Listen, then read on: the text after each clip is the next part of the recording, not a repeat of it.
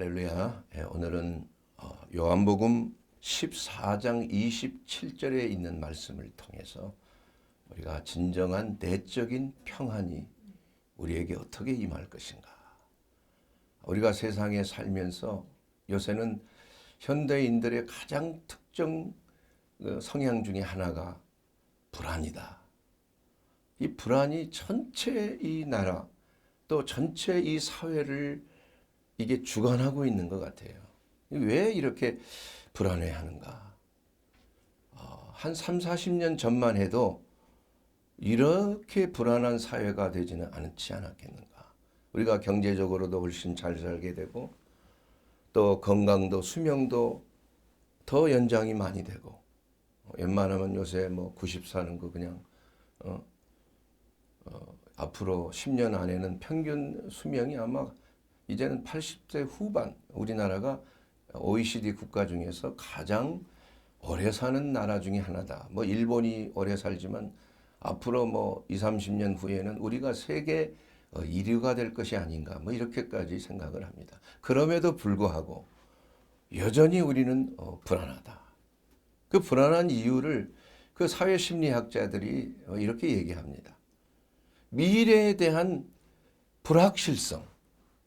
내가 하고 있는 지금 이 사업, 내가 다니고 있는 이 직장, 내가 지금 공부하고 있는 이 공부 후에 학교나 직장에 들어갈 때, 또 고시 공부를 할 때 어떻게 될 것인가. 이게 사회가 너무 갑자기 급변하고 변화의 속도가 과거에 비해서 훨씬 빨라졌어요.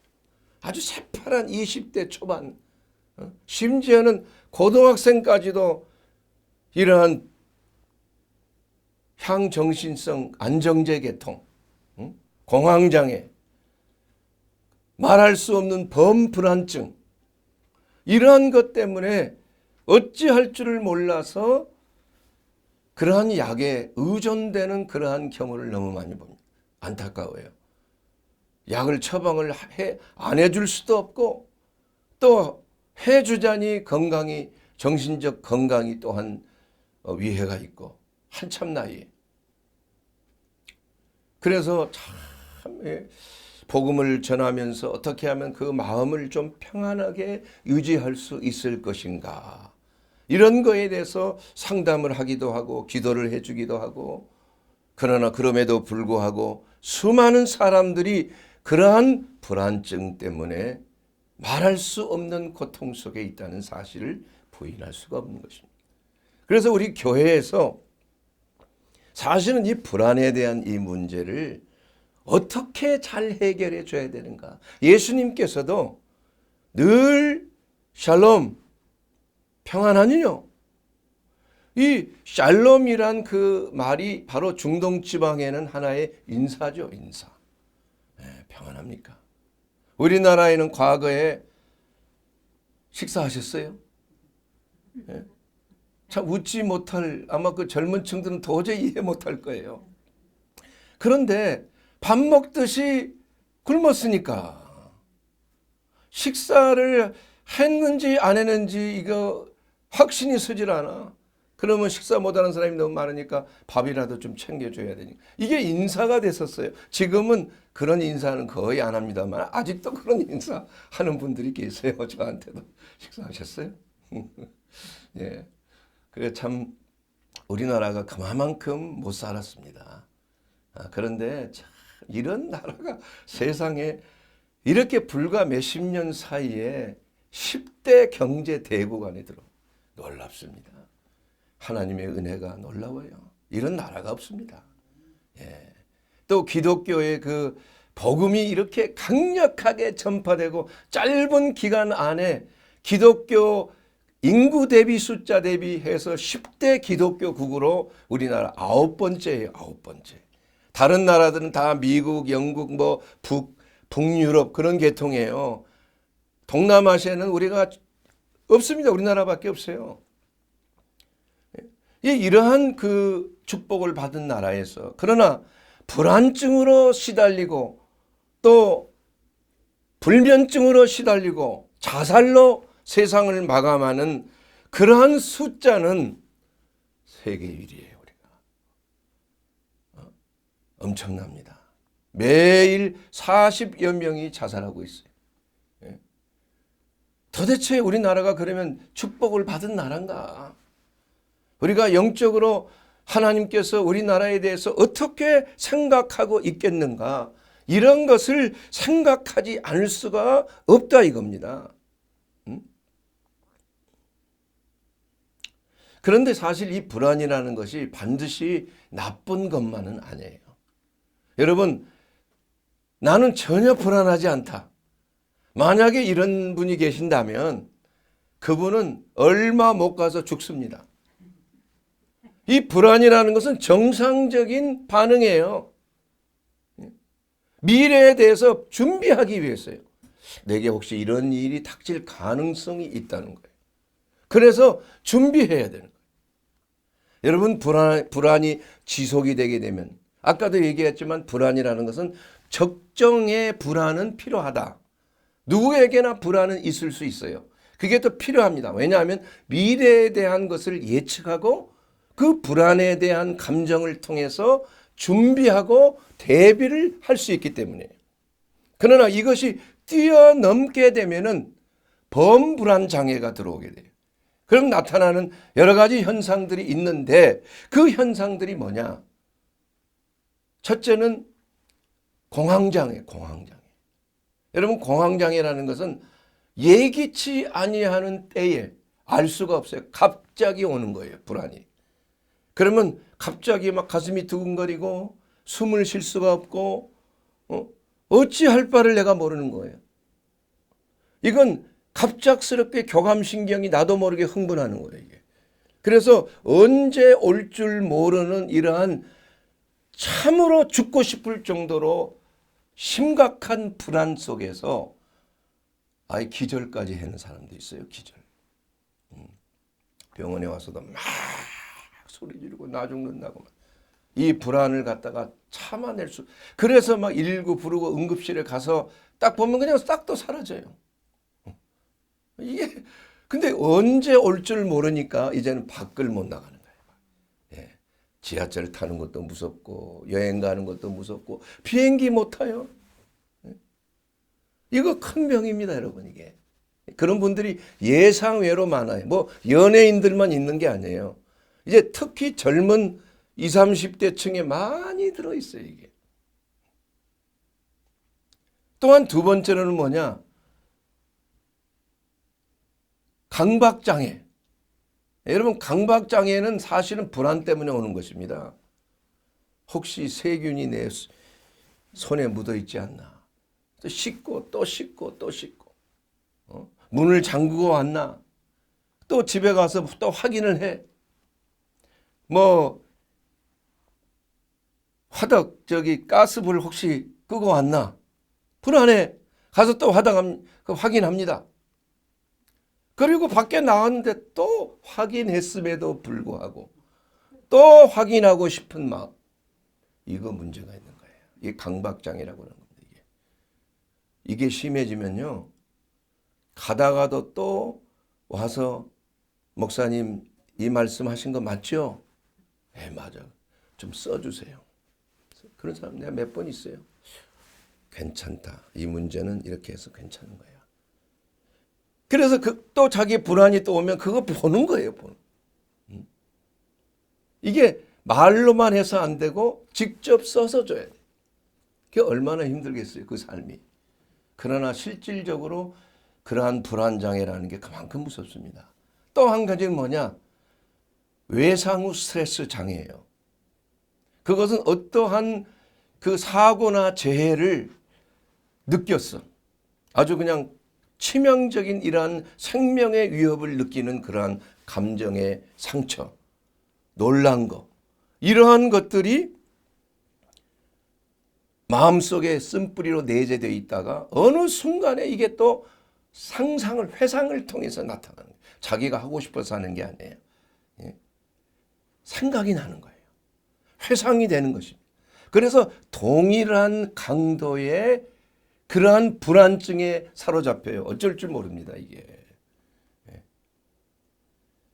제 삶 속에서도 뭐 그러한 여러 가지 참 생명을 위협받는 그러한 상황 이런 게 있는데 그런 것들이 갑자기 꿈속에 막 괴로워질 때 실질적으로. 그러나 이것이 4주 동안 1개월 동안 지속적으로 반복적으로 계속이 된다면 이것은 외상후 신드롬이에요. 스트레스 장애예요. 이것은 반드시 치료가 필요한 것이다. 치료가 필요한 것이다. 또한 건강염려증이 건강염려증. 그런 분들이 예상외로 흔합니다, 여러분. 그러니까 이분들은 병원을 막 돌아다녀요. 그래서 내시경도 해보고 초음파도 해보고 또 불안하니까 또 종합병원에 가서 CT도 찍어보고 MRI도 찍어보고 그거로 끝나냐 하면 또 다시 병원에 와요. 또 뭐가 병이 생기는 거 아닌가. 그래서 검사해본 아무것도 괜찮습니다 하면 매우 실망을 해요. 그래서 반드시 이러이러한 문제는 좀 앞으로 있고 조금 앞으로 조심해야 되겠네요. 이 말을 해주면 싹 웃어요. 예, 기분이 좋아요. 실제로 그런 분들이 많이 계십니다. 이게 바로 그 심리적인 이러한 불안이 해결할 수 없는 그러한 상황 속에서 이 하나의 보상 현상으로 나오는 것이 보상 현상으로. 예. 그래서 이러한 문제들을 우리가 누구에게나 강도가 좀 크고 적지만은 있어요. 여기에 계신 분만 아니라 말씀을 듣고 있는 시청자들 분에게도 많이 있을 겁니다. 그러면 이 불안의 문제를 어떻게 해결을 해야 되겠는가? 첫째는 불안에 대해서 여러분 수용을 하셔야 됩니다. 불안과 싸우려고 하지 말아야 돼요. 불안이 오면 이것을 정상적인 나의 감정으로 받아들여야 되는 거예요. 여러분 이 불안이 온 것을 가지고 그냥 놀래고 내가 왜 이러나 이 불안이 내가 큰 병이 걸렸나 이렇게 할 것이 아니라 이것을 수용함으로 인해서 불안과 싸우는 것이 일단 끝나는 거예요. 여러분 불안하고 싸우게 되면 더 큰 불안이 와요. 자율신경이 더 균형을 상실하게 돼요. 스트레스 호르몬이 더 많이 분비가 됩니다. 그래서 불안이 불안을 낳는 것이에요. 그러나 그 불안을 일단은 수용하고 받아들이고 그 불안 문제를 맞다고 내가 시인할 때에 그 불안만큼으로 끝내는 거예요. 그리고 나서 어떻게 해야 되느냐. 불안이 있으면 여러분 좀 나가서 걸으세요. 운동을 하세요. 운동을. 운동을 하게 되면은 세로토닌이 많이 분비가 돼요. 그러면서 그 불안이 정상적인 불안으로 가라앉게 되는 거예요. 그러면 정상적인 불안이면 우리의 사리 판단으로서 이러한 문제들을 분석할 수가 있고 해결할 수가 있는 그러한 분위기가 조성이 된다. 그래서 이러한 불안 요소에 대해서 냉철하게 분석해서 그것을 대처할 수 있는 그러한 여유가 생길 때 불안은 가라앉게 되어 있는 것입니다. 그래서 걷기를 하고 또 달리기를 한다든지 또 요새 뭐 이 댄싱 하는 거. 이 춤이라는 것이 사실 건전한 춤을 추면 굉장히 건강이 좋습니다. 세로토닌뿐만이 아니라 엔돌핀도 나와요. 땀을 내면서 우리가 율동을 가지고 춤을 출 때 혈액순환도 잘 되고 그 스트레스가 발산이 돼요. 발산. 그 스트레스의 요인을 해결할 수는 없지만 일단은 그 스트레스가 탈출할 수 있는 그러한 정화의 그 길이, 그 돌파구가 형성이 된다는 거예요. 그것뿐만이 아니라 그 불안을 해소하는 이러한 육체적인 방법, 이것은 신앙을 떠나서 누구나 할 수 있는 그 방법은 뭐냐? 그것은 바로 호흡법으로 다스리는 거죠. 호흡. 여러분 이 호흡이라는 것이 굉장히 중요한 것입니다. 여러분, 호흡은 우리가 들숨이 있고 날숨이 있잖아요. 그래서 숨을 들이쉴 때 또 내쉴 때를 리듬감 있게 하게 되면은 어떻게 되겠어요? 산소가 잘 공급이 되는 거예요.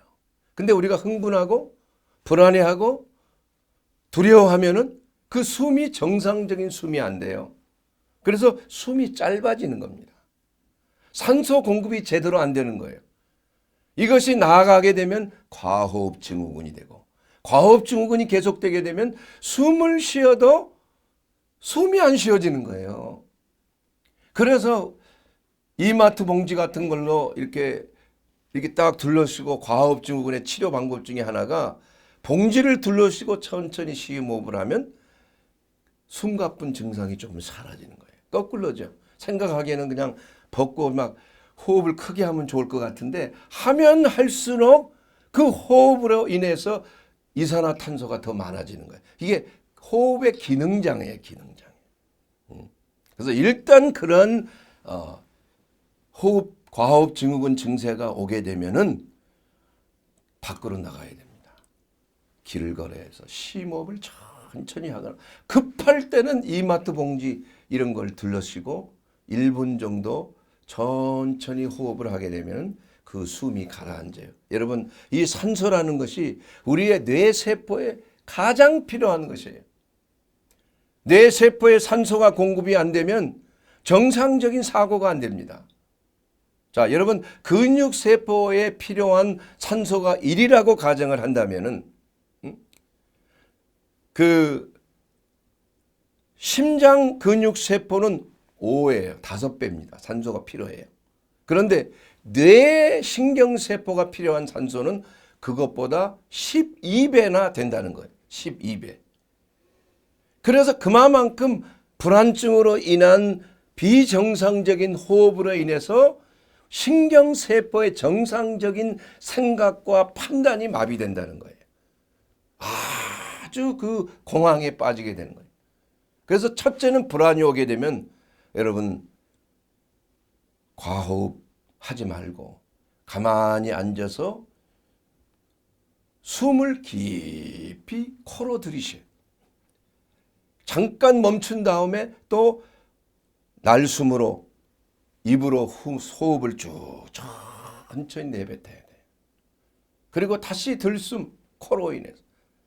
이것을 한 5분 정도를 계속 하다 보면은 자율신경이 갑자기 조용해집니다. 아주 조용해져요. 안정이 되는 거예요. 예. 그래서 이 호흡이란 것이 우리의 삶 속에서 가장 중요한 것이 호흡이란 얘기예요. 산소. 그래서 하나님께서도 우리의 사람을 지으시고 살아있는 생명이 되기 위해서 하나님의 숨을 코에다가 후 하고 불어넣어 주신 거예요. 이것이 바로 르아흐, 하나님의 숨이에요. 이것이 바로 스피릿, 영어로는 스피릿, 영이라는 것입니다. 그래서 이게 숨을 들이쉬고 내쉰다는 것은 뭘 말하느냐? 바로 생명을 들이쉬고 내쉰다는 거예요. 물론 이 호흡법에서는 여러 가지 그 호흡이 있는데 뭐 시간 관계상 우리가 이것을 다 나눌 수는 없고, 우리가 편안한 마음 있을 때 호흡은 잔잔해지지만은 마음이 불안해지고 격정이 돋고 뭐 미워하는 사람이 있고 미래에 대한 어떠한 염려와 근심이 있을 때에 그 숨소리가 흐트러진다는 것을 우리가 호흡법을 통해서 바로잡는 겁니다. 그래서 이 독일의 훔볼트 대학에서 4주 동안 그 빈맥 환자, 심장이 막 떨리는 환자와 고혈압 환자를 호흡법을 교육함으로 인해서 어떤 결과가 왔느냐? 그 심장의 맥박과 이 혈압이 평균적으로 15 이상 저하됐다는 거예요. 약을 안 쓰고도. 그만큼 이 호흡법의 효과가 육체적인 건강에도 매우 중요한 것이다. 매우 중요해. 그래서 이제는 우리가 여러분에게 말씀드리는 것은 사실 이 호흡은 우리의 몸과 마음을 직접 연결시켜주는 도구가 되는 거예요.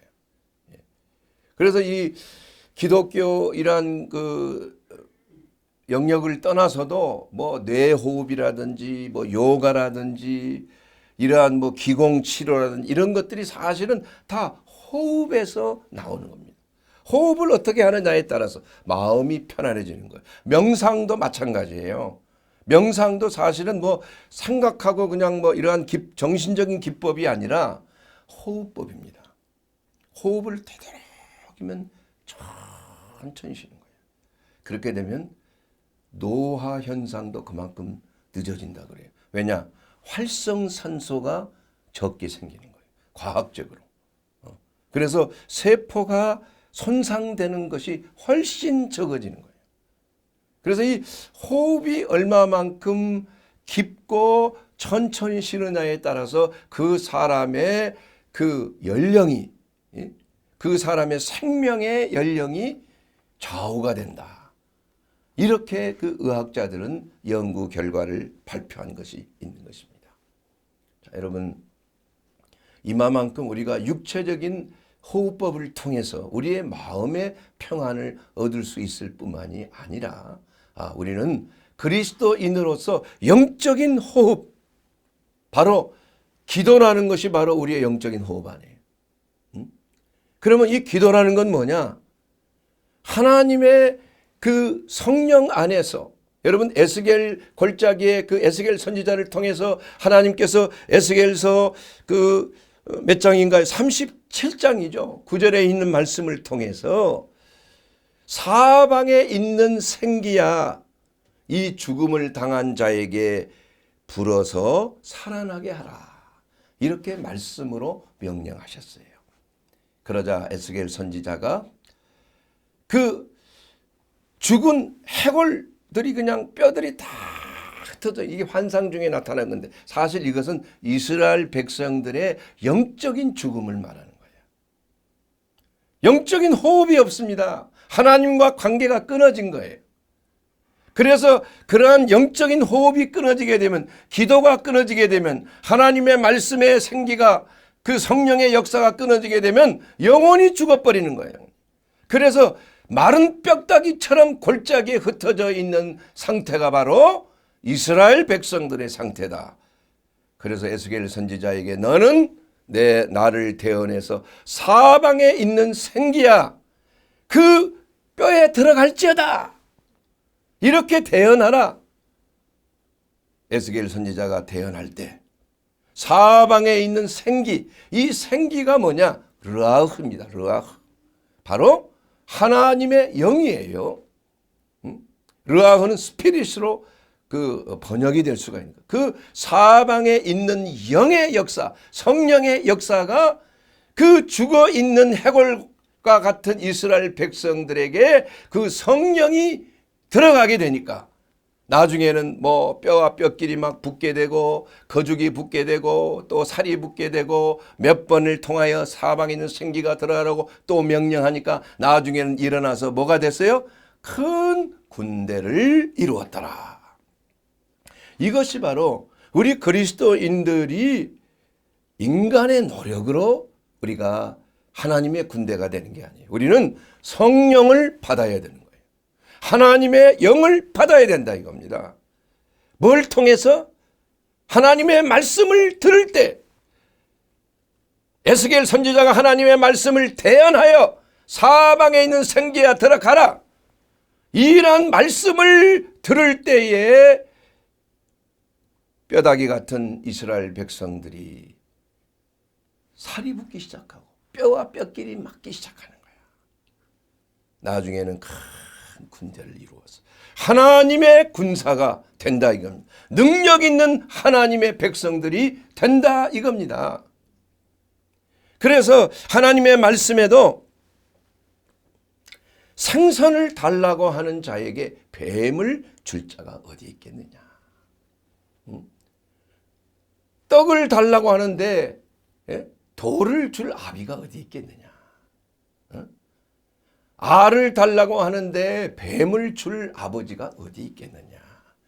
하물며 너희 천부께서 좋은 것으로 주시지 아니하시겠느냐. 이 좋은 것은 또 다른 누가복음 11장 13절에 보게 되면 너희 하늘 아버지께서 구하는 자에게 성령을 주시지 아니하시겠느냐. 여러분, 마태복음 7장 11절과 누가복음 11장 13절은 같은 말씀입니다. 그래서 한 군데에서는 좋은 것을 주신다고 했고 한 군데에서는 누가복음에서는 성령을 주신다고 했어요. 그래서 우리가 그리스도인으로서 이 생명의 영, 평안의 영, 우리의 몸과 마음을 새롭게 하고 새로운 피조물로 하나님의 군대로 일어나게 하는 능력이 있는 그리스도인이 되게 하는 모든 불안과 염려를 떨쳐버리고 두려움을 떨쳐버리고 이제는 하나님의 영으로 우리가 새롭게 하나님의 군사로서 거듭나게 되는 새로운 능력을 부여받는 이러한 놀라운 역사가 우리 모두에게 임해야 되는 것입니다. 이것이 바로 궁극적으로 하나님께서 우리에게 모든 불안을 떨쳐버리게 하는, 예수님께서 바로 죽으신 후에 부활하신 후에 제자들이 이제는 각기 자기 이제 일자리로 돌아갈 것을 생각하면서 염려하고 근심에 있어 문을 딱 걸어 잠그고, 그때 예수님께서 부활하신 몸으로 들어오셔서 뭐라고 했어요? 평안하라. 사람들이 깜짝 놀래라. 유령이다 말이에요. 내니 두려워하지 말라. 평안하라. 그리고 나서 뭐라고 그랬어요?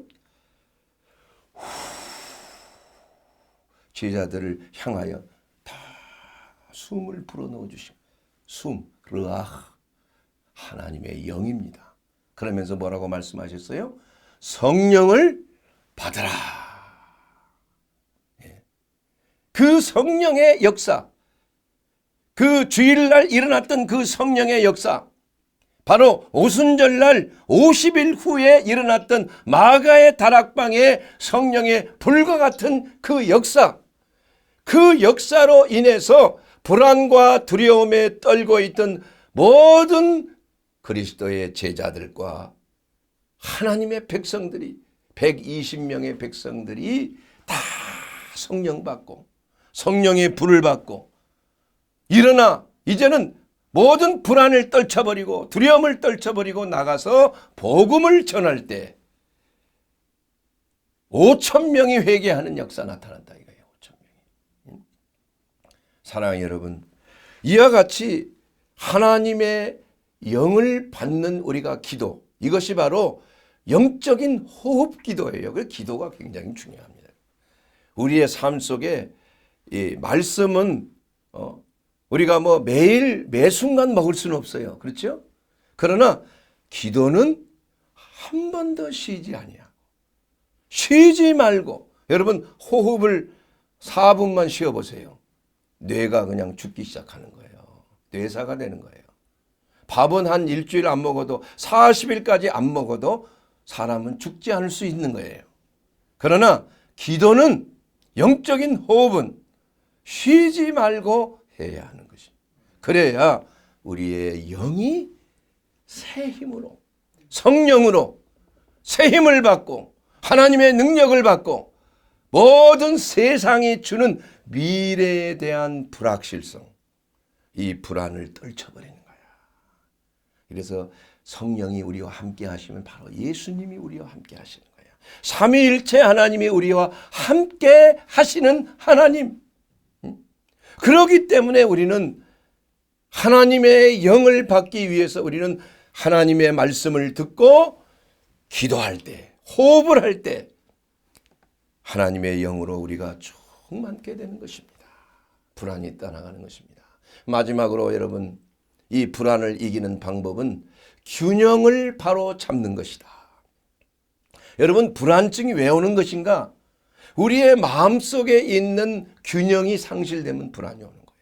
여러분, 호르몬도 교감신경이 말하는 그러한 스트레스 호르몬, 부교감신경이 그 내뿜는 안정된 호르몬, 부교감신경이 교감신경과 균형을 맞출 때에 우리는 맥박도, 호흡도, 호르몬도, 면역기능도, 모든 혈액순환도 정상적으로 유지가 되는 거예요. 이 균형이 상실되게 되면은, 그 균형은 언제 상실되느냐? 마음이 불안할 때, 화날 때, 혈기를 부릴 때, 두려움에 떨 때, 이럴 때 바로 그 신경이 그냥 왔다 갔다 하는 거예요. 교감신경은 남을 미워할 때 그냥 교감신경 스트레스 호르몬 노아드레날린이 확 분비됩니다. 그러면 혈압이 올라가고 혈액순환이 안 되고 말이야, 얼굴이 붉어지고, 나중에는 이게 심하게 되면 뇌 빈혈이 생겨요. 왜냐? 근육이 전부 싸울 준비를 하다 보니까 뇌가 하얗게 되는 거야. 뇌에 피가 모자라요. 그래서 쓰러지는 수도 있어요. 너무 스트레스 받고 흥분하게 되면, 부르르 떨게 되면. 그래서 이 균형이 중요한 거예요. 또 반대로 부교감 신경이 너무 이게 자극을 받으면 어떤 현상이 일어나느냐? 아이, 설사가 나와버려요. 설사가. 눈에 동공이 확 풀려버려요. 이것은 극도의 공포감이 있을 때, 교감신경이 아니라 이건 부교감신경이 흥분하는 거예요. 그래서 이 전쟁 날 때 신병들이 말이야, 그 총알이 날라오니까 쏠 때 그냥 막 설사를 막 하는 거예요. 여러분, 급도의 어떤 불안증이 있을 때, 공포감이 있을 땐 설사가 나와요. 변비가 나오는 게 아니에요. 교감신경이 흥분하면 오히려 변비가 돼요. 그러나 이것이 한 단계 넘어서게 되면 부교감신경이 흥분하게 돼요. 그렇게 됨으로 인하여서 균형을 상실하게 돼요. 그래서 우리는 이 세상 속에서 우리 그리스도인들이 중요하게 여겨야 될 것이 뭐냐? 우리의 두 가지의 현실이 우리에게는 있다 이겁니다. 한 군데는 영적인 현실이에요. 우리가 교회 가서 예배드리고 찬양하고 하나님의 말씀 듣고 기도하고, 이러한 또 직분이 있고, 그리스도인으로서 하나님을 경외해야 되고, 그러나 동시에 우리의 또한 그 현실은 뭐냐? 세상 속에서의 현실이 있는 거예요. 이 양극단에 우리가 치우치면 안 됩니다. 세상 사람들은 영적 현실을 몰라요. 그러나 우리 그리스도인들이 너무나 세상을 바라보고 세상에 있는 현실 때문에 하나님을 외면하는 게 이것도 문제예요. 그러나 동시에 세상의 문제를 십자가를 지고 내가 아내로서, 남편으로서, 학생으로서, 직장인으로서, 또 사회의 한 일원으로서 마땅히 해야 될, 국민으로서 마땅히 해야 될, 지켜야 될 이러한 것들을 도외시하고 영적인 것에만 중요시 여기면 이게 영적인 이원론자가 되는 거예요. 그래서 우리가 코로나 때문에 여러 가지 생각을 해서, 이웃을 생각해서 예배를 절제하고 비대면 예배를 드리고 철저하게 수칙을 지키는 것도 중요한 것이다 이겁니다. 동시에 우리가 하나님 앞에 비대면 예배를 드릴지라도 대면 예배를 드리는 것처럼 똑같이 정성스럽게 예배 드릴 때 예배 드리고, 또 남편으로서, 아버지로서, 아내로서, 어머니로서, 직장인으로서, 그리스도인으로서 우리가 남들보다도 오리를 가져 하거든 어떻게 해야 돼요? 심리를 가져야 돼요. 이제 그만 가라. 이제 예수 믿는 사람들은 오히려 더 직장에서 더 충성해야 되는 거예요. 이게 바로 그리스도인 아닙니까? 예수님이 하신 말씀 아닙니까? 너희가 예배드리러 말이에요. 제사드리러 그 재물을 가지고 성전에 가다가 말이지 형제와 불화한 것이 생각나거든 어떻게 했어요? 예물을 갖다 두고 형제와 먼저 화해하고 예배드리라고 그랬습니다. 예수님은 이거 굉장히 중요하게 여겼어요. 우리 그리스도인들이 왜 세상의 빛과 소금의 역할을 감당하지 못하냐? 교회는 열심히 해요. 교인으로서 열심히 충성하고 봉사하는 것은 아주 1등인데 그러나 직장 생활이 안 되는 거예요. 집에서는 막 파리가 날리고 애들이 밥을 제대로 먹는지 공부는 제대로 하는지 별 관심이 없어. 그러니까 남편이 그냥 에이 이거 예수쟁이 이거 어? 그렇게 해서 그냥 남편하고 사이가 갈라지고 남편은 핍박하고 다시는 교회 가지 말라 말이야. 이게 무슨 교회야? 이렇게 가정이 파괴되는 거야. 이런 분들이 너무 많아요, 한국 교회에. 그러므로 우리가 이 영적인 균형, 우리가 모든 삶 속에서 우리는 균형이 필요한 거예요. 여러분, 지난 시간에도 우리가 독일 국민에게 고한 그 피히테 철학자, 그 교수 그분의 우리 한국 국민에게 고합니다. 너무 좌우의 이념에 사로잡히지 말라 이거야. 왜 이념화 되느냐 이거. 이념화 되는 순간에 나라는 깨지는 겁니다, 여러분. 좌우는 같이 있어야 되는 거예요. 우리가 어떤 종북주의자가 되면 안 됩니다. 아니면 뭐 파시즘 같은 우파가 돼서는 안 돼요. 예? 우리가 어떤 이념에 사로잡히면 안 된다 이게. 우리는 좌우가 오른손과 오른발, 왼손과 왼발이 균형 있게 있어야 되는 것처럼 좌우는 하나다 이거야. 왜 이렇게 치우치냐 이거. 그러니까 나라가 두 동강이 나고 우리 편이 아닌 건 다 죽일 놈이고 말이지. 내 편이면 무슨 짓을 해도 괜찮고 말이야. 이러다 보니까 나라가 얼마나 망하는 길로 가고 있냐 이겁니다. 물론 나라를 지켜야 됩니다. 비정상적인 나라를 회피하는 이러한 잘못된 세력들로부터 나라는 지켜야 되지만, 그러나 우리가 건전한 좌와 우를 육성해야 되는 것입니다. 저는 이 독일에서 공부하면서 참 그들이 좌우가 아주 균형을 잡는 걸 봤어요.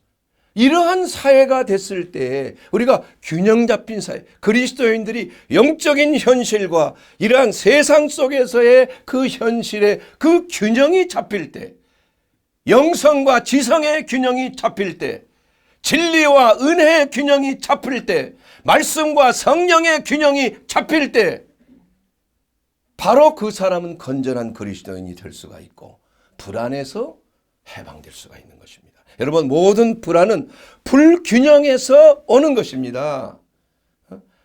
그래 예수 그리스도는 자라날 때부터 지혜와 총명과 하나님과 사람 앞에서 사랑받으시더라 이랬어요.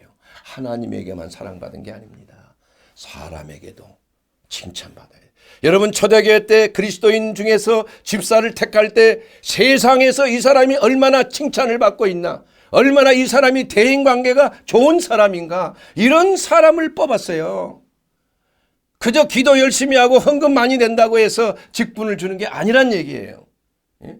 기본적인 성향이 돼 있어야 된다 이겁니다. 어떤 면에서는 더욱 크게 강조돼야 될 것은 세상 속에서 우리가 어떤 삶을 살고 있는 것인가, 과연 세상에 빛이 되고 있는 거예요. 우리가 그리스도의 빛을 발하고 있는가, 세상 사람들보다 우리가 더 직장에 더 충성하고 있는 것인가.